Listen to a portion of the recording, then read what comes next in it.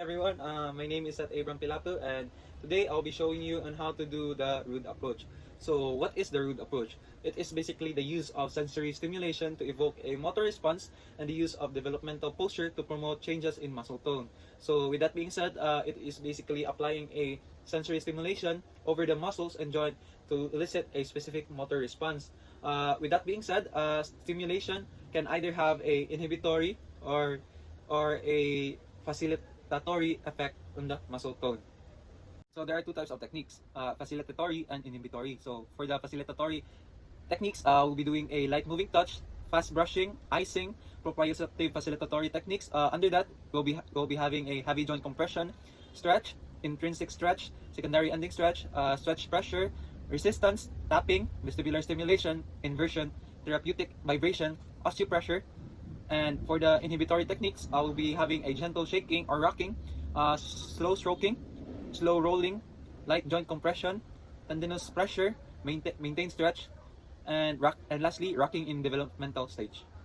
Hi sir, good afternoon. My name is Pilapil and I'll be your physical therapist for today. So before ito mag-start sir, sanitize ito sir. And please wear your mask properly sir. So today sir, we'll be doing some Rood's approach technique. So we'll be doing a sensory stimulation.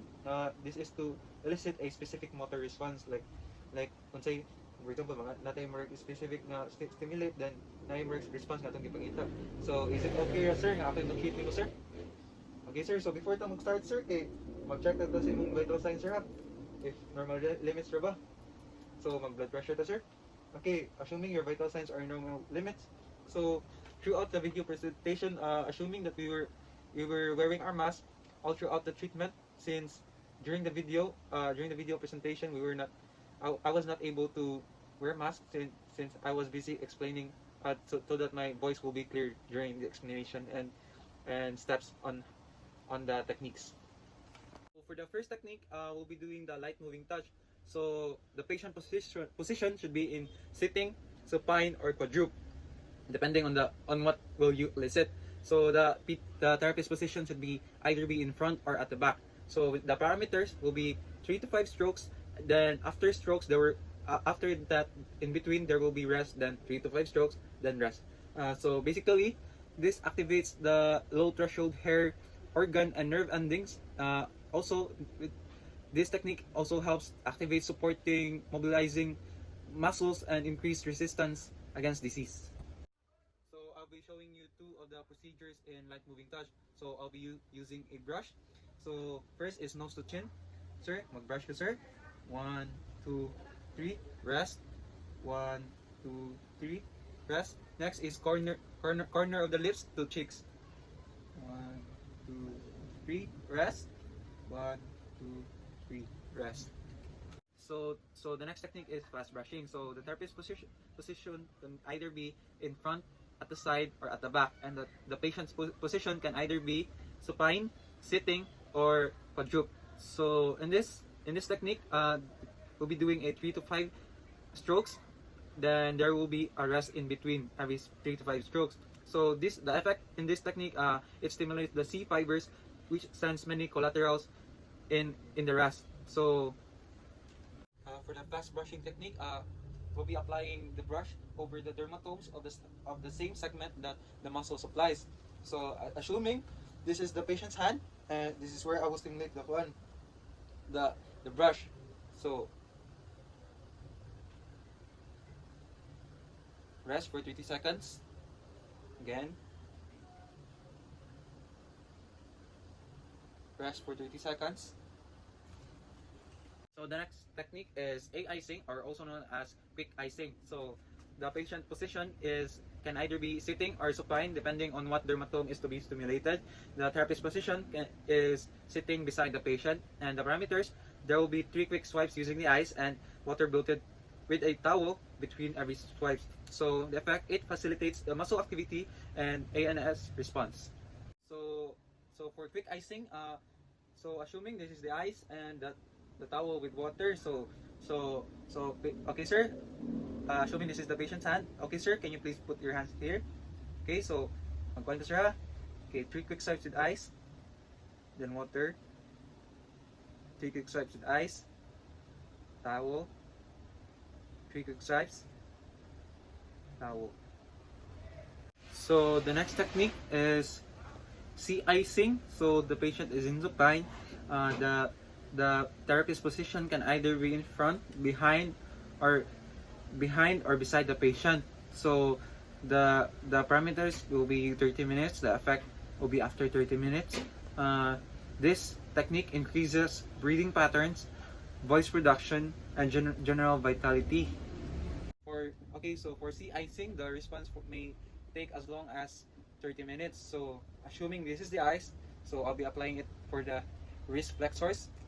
So 3 to 5 seconds. 1, 2, 3, 4, 5. Then wipe. Ice. Wipe. So wrist extensors. 1, 2, 3, 4, 5. Wipe. 1, 2, 3, 4, 5. So for the next technique, we'll be doing the vibration technique. So the patient can either be supine or sit or prone. So the therapist position can either be behind or beside the patient, depends on the position of the patient. So the parameters, there will be the frequency vibrator will be 100 to 300 hertz, and the duration will be 1 to 2 minutes. So this is used for tactile stimulation to desensitize hypersensitive skin and to produce a tonal changes in muscle. So for the vibration technique, so assuming this is the hand of the patient, so in sitting position, patient is in sitting position, so the hands of the patient is at rest. So assuming this is the vibrator, so I'll be applying it over it. I will be applying it to the muscle belly of the muscle. So the effect would be this. Again.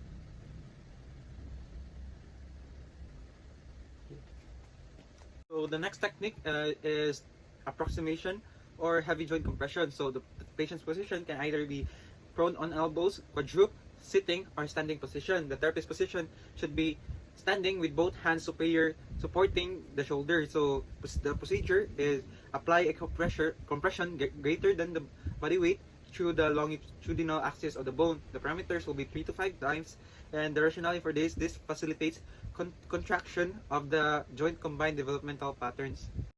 So for the approximation technique, so assuming the patient is in prone position, so I'll be applying a compression greater than the body weight throughout the longitudinal axis of the bone.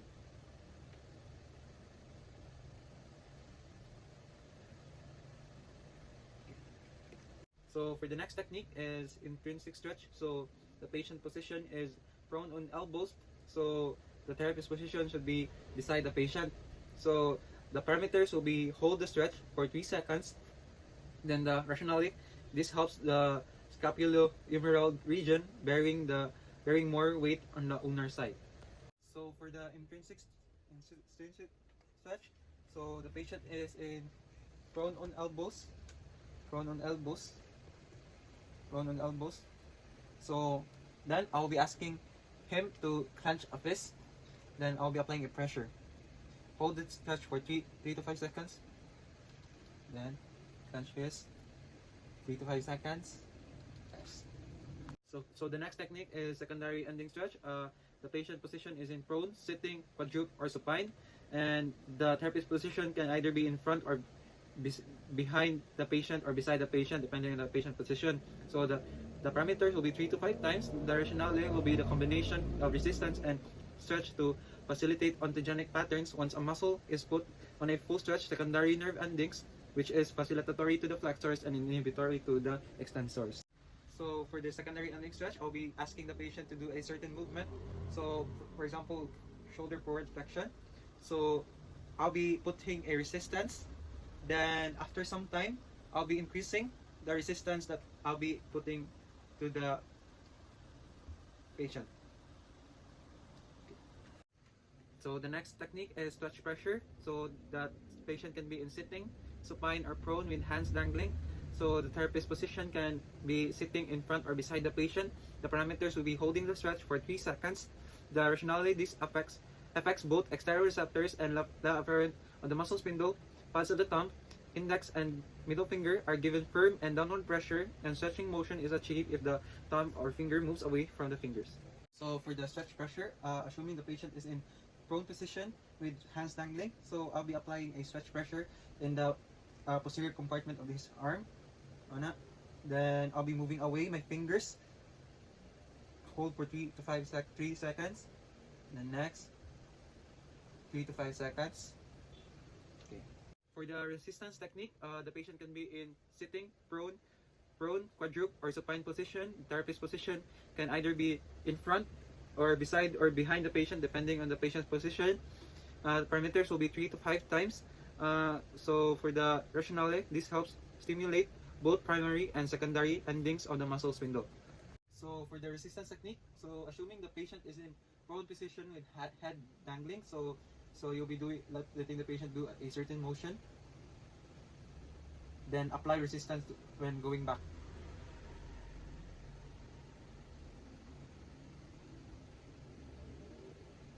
Okay. For the tapping technique, the patient can be in prone, sitting, or supine, and the therapist position can be in front, beside, or behind the patient. So the parameters is 3 to 5 times reps over the muscles to be facilitated. So the rationale, it acts on the muscle spindle afferent and increases the tone of the underlying skeletal muscles. For the tapping technique, so assuming this is the patient's arm, the patient is in sitting position and arms at rest. So I'll be applying a 3 to 5 taps, vigorous taps. So 1, 2, 3, 4, 5, the effect. 5, 1, 2, 3, 4, 5. For the vestibular stimulation, the patient is in supine position, and the therapist position is standing and place the hands on the forehead and the other hand on the back of the head of the patient. So the parameters will be doing it for 3 to 5 times. So this help promote extensor patterns of the neck, trunk, and extremities. With the vestibular stimulation, it affects tone, balance, protective response, bilateral integration, and auditory language development. So for the vestibular technique, I'll be putting my hands in the forehead of the patient and at the back of the occiput of the patient. So we're moving the head of the patient from forward and backward, from side to side. So for the next technique is inversion. So the patient is in prone on a tilted surface with head facing downward. So the therapist position is standing beside the patient. The parameters will be 5 minutes. This help improve tone in anti-gravity muscles via static vestibular stimulation. The inversion, the patient will be inverted for 60 to 70 degrees with head facing downward, and the patient is in prone position for 5 minutes. For the inhibition techniques, the first one is slow stroking. The patient may be in supine, prone, or side lying. So therapist position will be in beside the patient or in front of the patient. So the parameters does not exceed to 3 minutes. This provides a rhythmical, moving, deep dorsal pressure over the dorsal distribution of the posterior rami of the spine. For the slow stroking, I will be changing the patient's position in a rhythmical manner.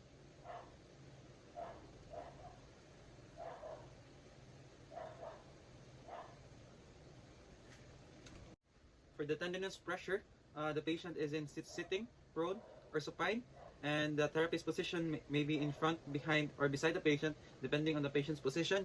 So the parameters is 2 to 3 minutes. So this is to inhibit stretch reflex.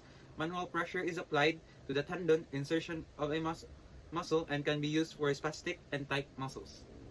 So for the tendinous pressure, I will be applying a pressure to the tendon of the insertion. Then move specific.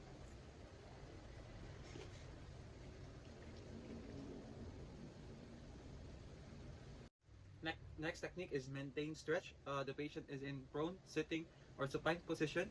The therapist position is in front, behind, or beside the patient, depending on the patient's position. The parameters will be 20 seconds hold, and for the rationale, it is used to inhibit spasticity.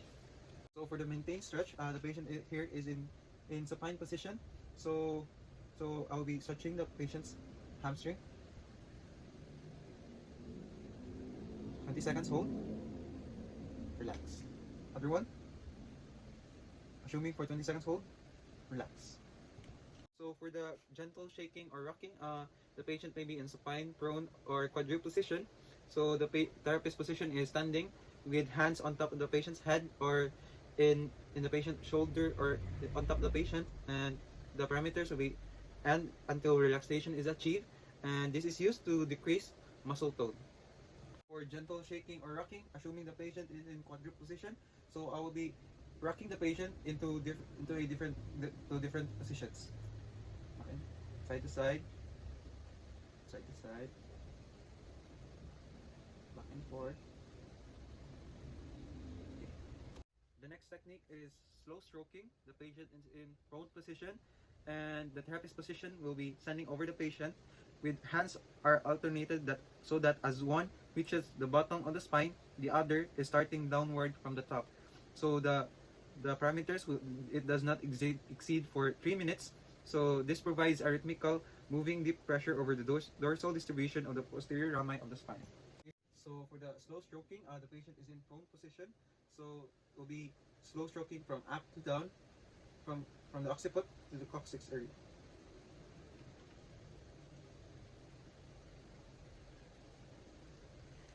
So for the next technique is neutral warm. So the patient is in supine position, so the therapist position is in front, behind, or beside the patient.